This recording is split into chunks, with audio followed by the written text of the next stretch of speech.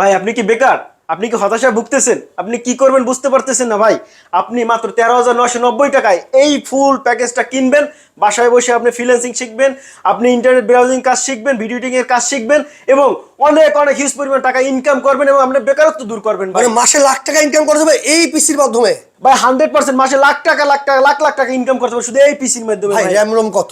ভাই আপনার i3 processor দিয়ে ভাই 4th জেনারেশনের পিসি ভাই। আচ্ছা। i3 আপনি দেন ডেল ব্র্যান্ড পিসি ভাই, আপনি সবকিছু ডেলের ভাই।